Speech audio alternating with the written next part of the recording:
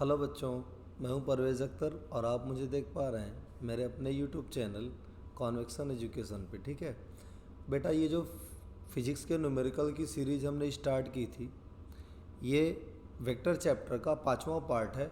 और इस पार्ट में आज हम एक नया टॉपिक स्टार्ट करने वाले हैं और वो हमारा होगा रिजोल्यूशन। ठीक है, रिजोल्यूशन टॉपिक अपने आप में ही बेटा बहुत ही ज़्यादा है ना। वेक्टर तो पूरा चैप्टर ही बहुत ज़्यादा इंपॉर्टेंट है, बट अगर हम बात करें ना तो वेक्टर का ये जो रिजोल्यूशन वाला पार्ट है ना, ये भी बहुत ज़्यादा इंपॉर्टेंट है। ठीक है, तो चलिए देखते हैं इसमें।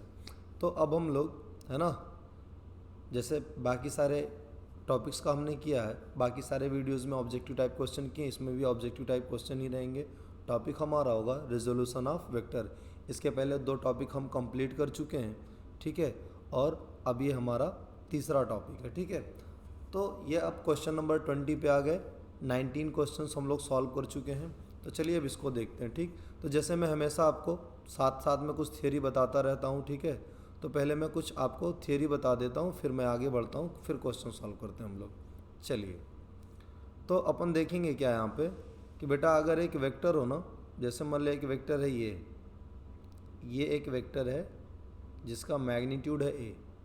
ठीक है, अगर ये वेक्टर ना इस डायरेक्शन से, कोई भी डायरेक्शन है, अगर इस डायरेक्शन से θ1 एंगल बना रहा है, अगर इस डायरेक्शन से θ1 एंगल बना रहा है और आपसे पूछा जाए कि इस वेक्टर का इस डायरेक्शन में कंपोनेंट क्या होगा, तो आप क्या करेंगे, आप इसको रिजॉल्व कर देंगे और आप कहेंगे कि ये होगा a cos θ1। हमेशा cos वाला कंपोनेंट आएगा।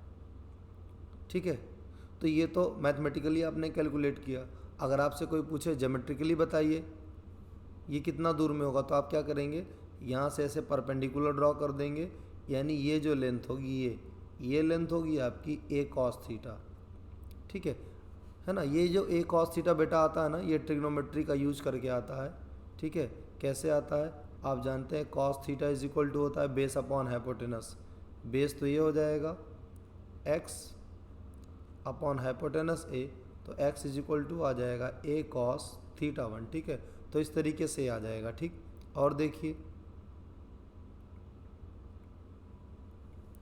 अगर इस डायरेक्शन में ना निकालना हो बेटा, अगर इस डायरेक्शन में निकालना हो तो मान लेते हैं यहाँ से θ2 एंगल बन रहा है, तो θ2 एंगल बन रहा है तो कौन सा आएगा, a cos θ2, है ना।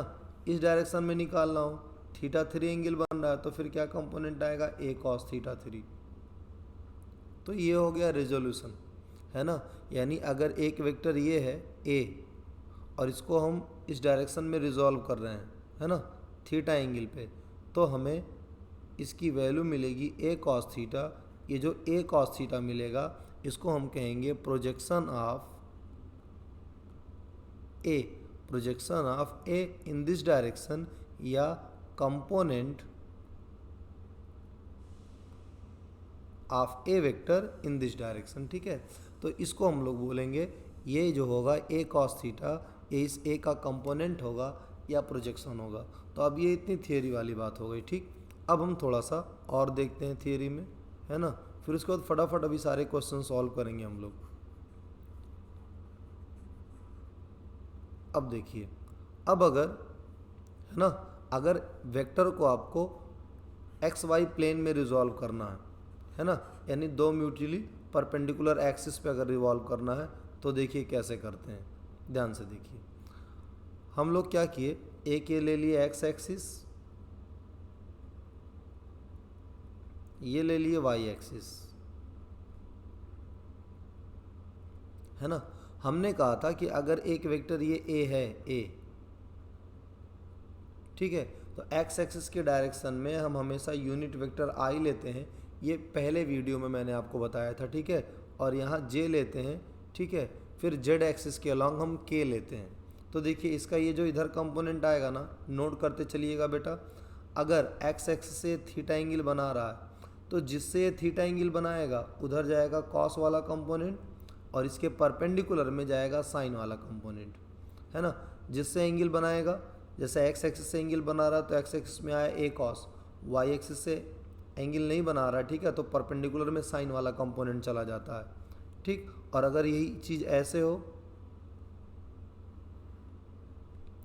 है ना, यही चीज़ ऐसे हो, अगर इसको हम x मान लेते हैं, इसको हम y मान लेते हैं, यही चीज़ अगर इस तरीके से हो कि जो वेक्टर है हमारा ना बेटा, ये इससे थीटा एंगल बना रहा है, तो कॉस कंपोनेंट इधर जाएगा और इधर आ जाएगा साइन कंपोनेंट, जिससे एंगल बनाएगा उधर कॉस कंपोनेंट और ये आ जाएगा साइन कंपोनेंट। तो इस तरीके से बेटा ये जो हमारा वेक्टर होता है ना, वेक्टर, ये जो वेक्टर होता है ये एक्स एक्सिस में एक कंपोनेंट देता है, एक कंपोनेंट वाई एक्सिस में, और टोटल हमारे पास 2 रेक्टेंगुलर कंपोनेंट्स आते हैं, ओनली 2। ठीक है। अच्छा देखिए, अब हम इस वेक्टर को ऐसे लिख सकते हैं, तरीका जो होता है लिखने का, ए वेक्टर इज इक्वल टू, इसके 2 कंपोनेंट कौन है, एक एक्स के अलॉन्ग एक वाई के अलॉन्ग, तो एक्स वाले के साथ आई कैप लगा देंगे ताकि पता चले कि ये एक्स डायरेक्शन में है, और वाई वाले के साथ जे लगा देंगे, है ना, ताकि ये पता चले कि ये जेड एक्सिस, जे वाई एक्सिस पे है। ठीक है। अब देखिए, अगर आपको इसका मैग्नीट्यूड निकालना हो तो क्या करेंगे, तो फिर ये हो जाएगा अंडर रूट एक्स का स्क्वायर, यानी आई वाले का स्क्वायर और वाई वाले का स्क्वायर। ठीक है। इसी तरीके से अगर जेड एक्सिस भी होता ना बेटा, तो ये जेड के हो जाता और यहाँ पे हो जाता जेड स्क्वायर। तो ये तो हो गई बात ये। अगर डायरेक्शन देखनी हो भाई, तो डायरेक्शन क्या देखेंगे, देखिए डायरेक्शन कैसे देखते हैं। ये जो थीटा है ना बेटा, ये हो जाएगा tan theta is equal to, अगर ये वेक्टर थीटा एंगल बना रहा है तो डायरेक्शन निकालना तो क्या हो जाएगा, tan theta is equal to y component upon x component. तो इस तरीके से tan theta, cos theta, sine theta सब लगा सकते हैं। टेन थीटा में क्या लगाएंगे, perpendicular upon base. Cos theta में क्या लगाएंगे, बेस अपॉन हाइपोटेनस।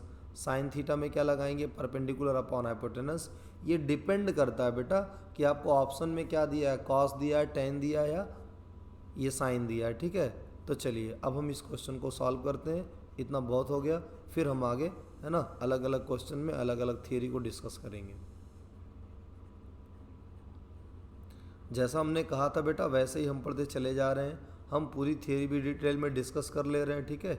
जितना ज़रूरी है, हाँ, पूरी डिस्कस कर ले रहे हैं और हम क्वेश्चन भी सॉल्व भी कर ले रहे हैं अपना। तो चलिए फिर अब आगे बढ़ते हैं हम लोग।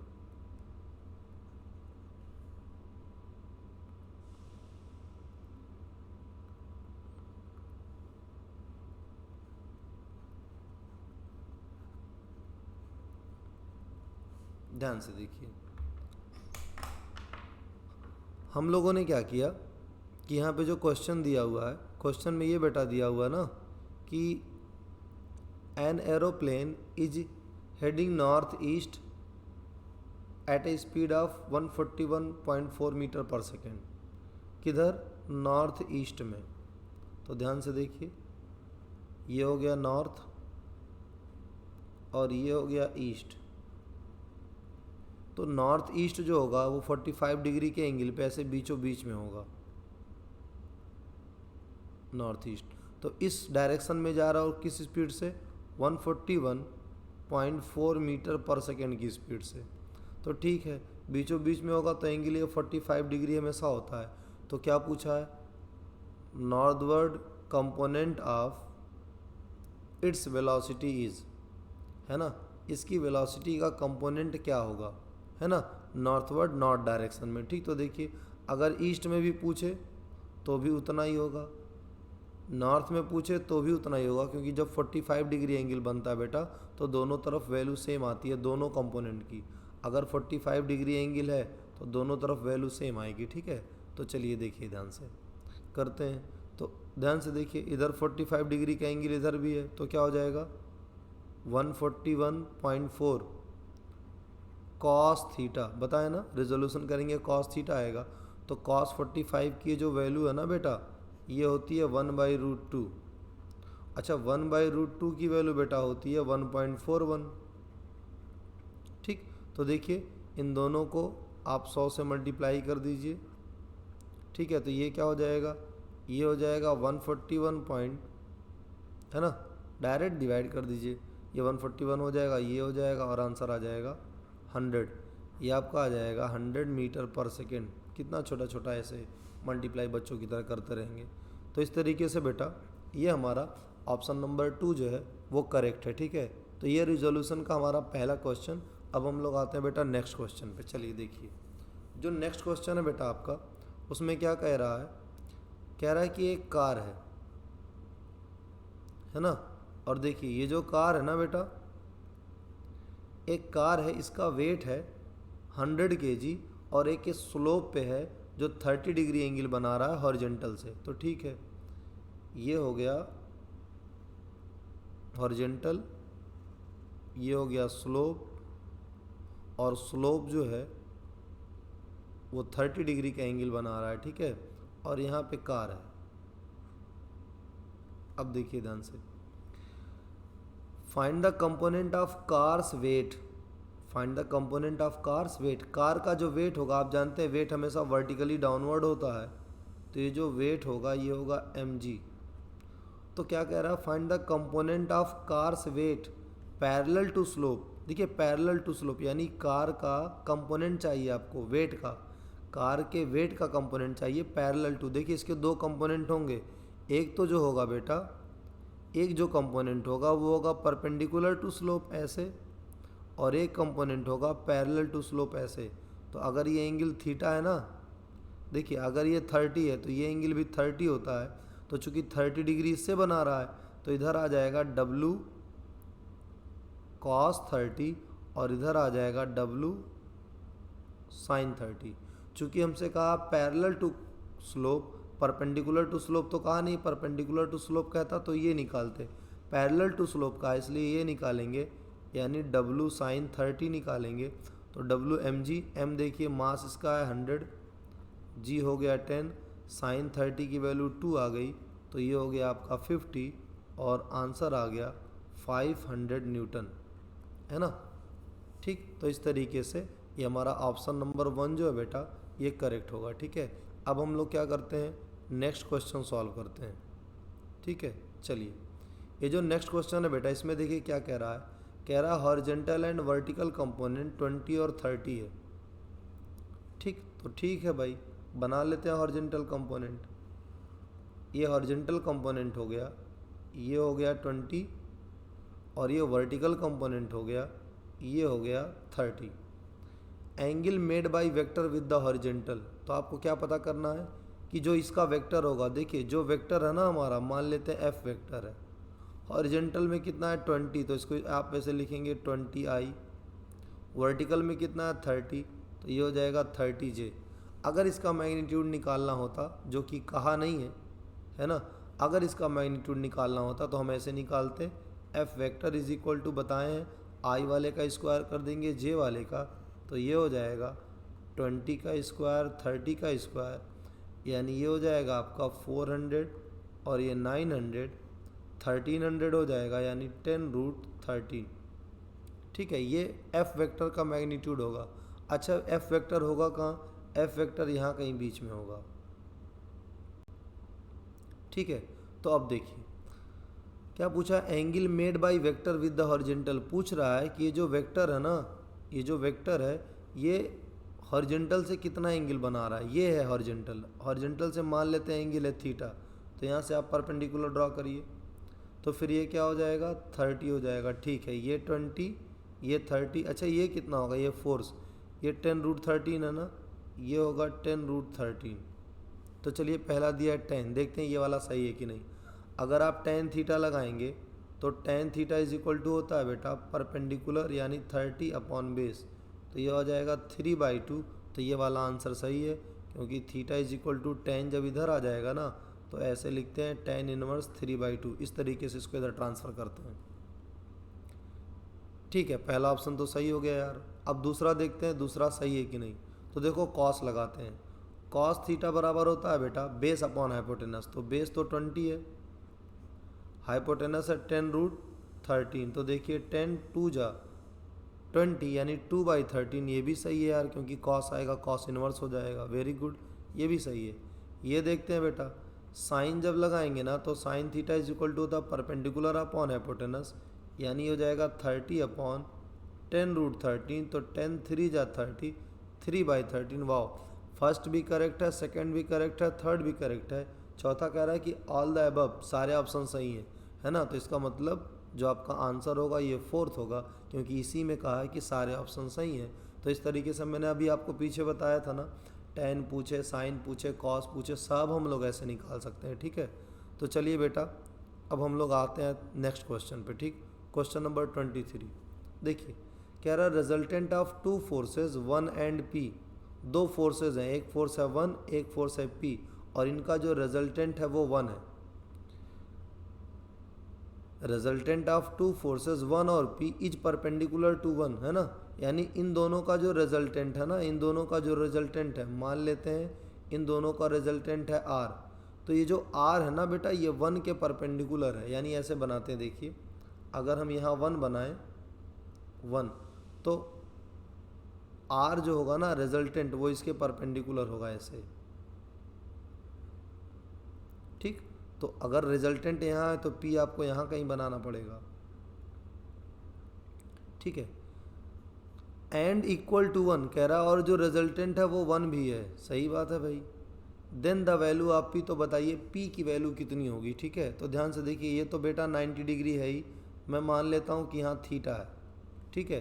तो अगर यहाँ थीटा है ना तो इसका हम रिजोल्यूशन करेंगे, इसका एक कंपोनेंट इधर जाएगा पी कॉस थीटा, एक कंपोनेंट इधर जाएगा पी कॉस थीटा, और एक कंपोनेंट इधर आएगा इसका पी साइन थीटा, है ना।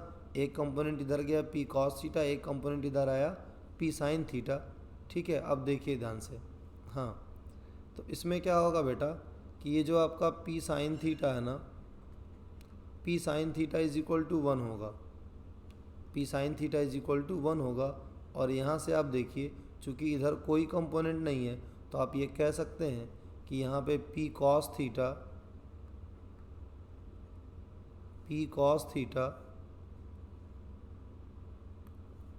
प्लस वन, क्योंकि यहाँ दो है ना, पी कॉस थीटा भी और वन है, P cos theta plus one is equal to zero होगा, यानी P cos theta is equal to होगा माइनस वन, ठीक है। अब ध्यान से देखिए इसको और इसको दोनों को हम स्क्वायर कर रहे हैं और ऐड कर रहे हैं, तो क्या होगा, स्क्वायर करेंगे तो पी स्क्वायर हो जाएगा, और यहाँ होगा साइन स्क्वायर थीटा, यहाँ होगा कॉस स्क्वायर थीटा, दोनों को कॉमन ले लिए तो साइन स्क्वायर थीटा, और ये हो गया कॉस स्क्वायर थीटा। इधर जब स्क्वायर करेंगे तो ये वन हो जाएगा, ये भी स्क्वायर करेंगे तो वन हो जाएगा, और जब ऐड करेंगे तो टू हो जाएगा। स्क्वायर करके हमने ऐड किया, ठीक है। अच्छा ट्रिग्नोमेट्रिक रेशियो में हमने पढ़ा है कि sine square theta plus cos square theta हमेशा वन होता है, तो बचा क्या, P square is equal to two, यानी पी इज इक्वल टू हो गया रूट टू, और ये आपका ऑप्शन नंबर 3 बेटा करेक्ट होगा, है ना, क्योंकि ऑप्शन नंबर 3 आपका रूट टू है, ठीक।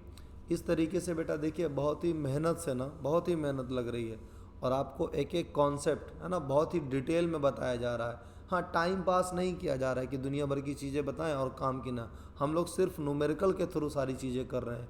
ये तो आपके लिए ये मान के चलिए खाद की तरह काम करेगा, ठीक है।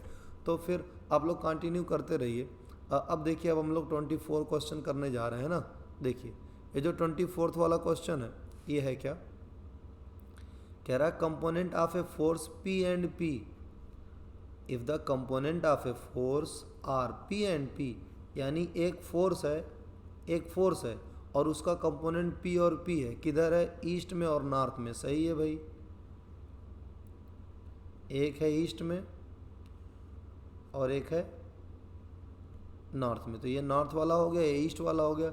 चूंकि दोनों की वैल्यू सेम है तो हम जान रहे हैं कि जो नेट फोर्स होगा वो ऐसे बीचों बीच से जाएगा, ठीक है।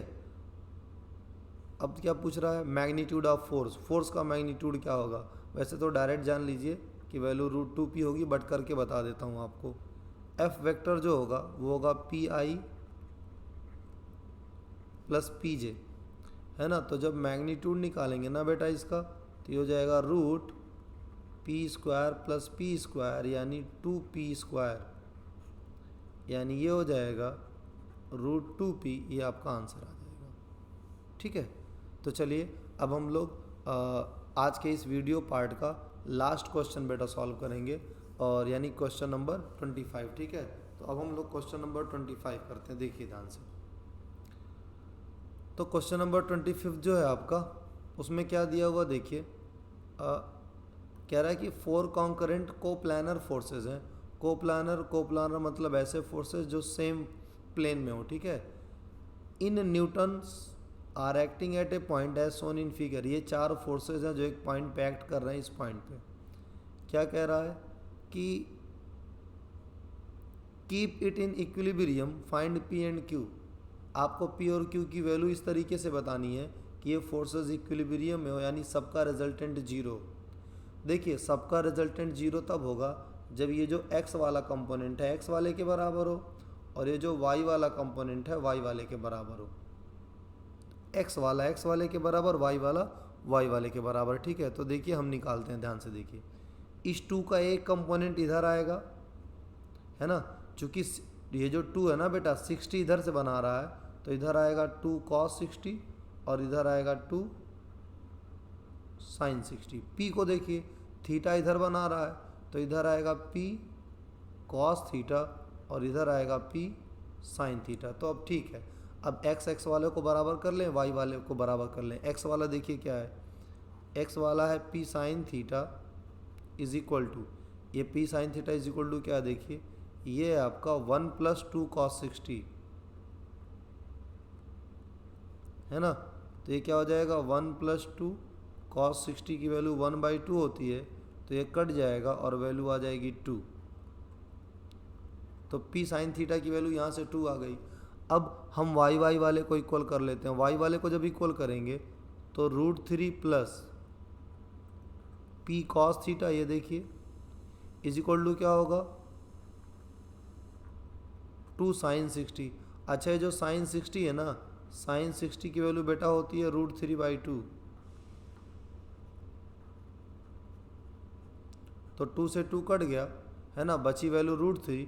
अब ये √3 जब इधर जाएगा तो माइनस हो जाएगा, यानी p cos theta is equal to 0 और cos theta is equal to 0/p, यानी 0 ही होगा।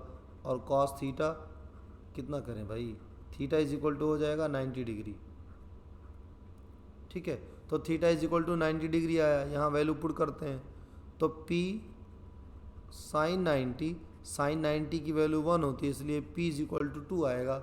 इसका मतलब p की वैल्यू बेटा 2 आएगी और थीटा हमारा 90 डिग्री आएगा, यानी ऑप्शन नंबर 4 इज़ करेक्ट, है ना। जो ऑप्शन नंबर 4 होगा हमारा वो करेक्ट होगा, ठीक है। तो इस वीडियो में हम लोग वेक्टर के रिजोल्यूशन के बारे में पढ़े बेटा, है ना। इस वीडियो में हम लोग वेक्टर के रिजोल्यूशन के बारे में पढ़े, सारी चीज़ें, है ना, जो भी मैंने पढ़ाया है मैं क्या करता हूँ एक बार फिर से आपको, है ना, समझा देता हूँ। देखिए ध्यान से, हमने आपको ये बताया कि अगर कोई वेक्टर है ये और ये कोई डायरेक्शन है और अगर इससे थीटा एंगल बना रहा है तो इधर इसका एक कंपोनेंट आता है a cos थीटा। अच्छा, ज्योमेट्रिकली देखो ये लाइन तो बहुत बड़ी है, ज्योमेट्रिकली a cos थीटा कितना होगा, तो ध्यान से देखिए, यहाँ से आप परपेंडिकुलर ड्रॉ करेंगे तो ज्योमेट्रिकली ये इतना होगा, ठीक है। और अगर इसका एक वर्टिकल कंपोनेंट भी आपको निकालना हो 2 डायमेंशनल, तो क्या होगा फिर ये हो जाएगा a sin थीटा, जिससे एंगल बनाएगा उधर cos जाएगा इधर sin जाएगा, ठीक है। अब ध्यान से देखिए, अगर इसके आपने 2 कंपोनेंट निकाले हैं रेक्टेंगुलर कंपोनेंट, एक अलॉन्ग द x एक्सिस एक अलॉन्ग द y एक्सिस, तो जो a वेक्टर होगा वो ऐसे लिखा जाएगा, ये जो x वाला है ना इसके साथ I लगाएंगे, y वाले के साथ j लगाएंगे, और जब इसका मैग्नीट्यूड हम निकाल रहे होते हैं तो ऐसे निकालते हैं x² प्लस y², ठीक है। तो इस तरीके से हम लोग इसको रिजॉल्व कर लेंगे, है ना। तो आज के लिए इतना बहुत, अब हम लोग मिलेंगे नेक्स्ट वीडियो में, और नेक्स्ट वीडियो में भी बेटा अभी हम लोग रिजोल्यूशन ही करने वाले हैं, ठीक है। तो आप वीडियो को लाइक कर दीजिए, चैनल को अगर आप सब्सक्राइब ना किए हो तो बेटा सब्सक्राइब कर लें और अपने दोस्तों के पास फॉरवर्ड कर दें, ठीक है। तो अब हम लोग मिलते हैं नेक्स्ट वीडियो में, चलिए बाय बाय।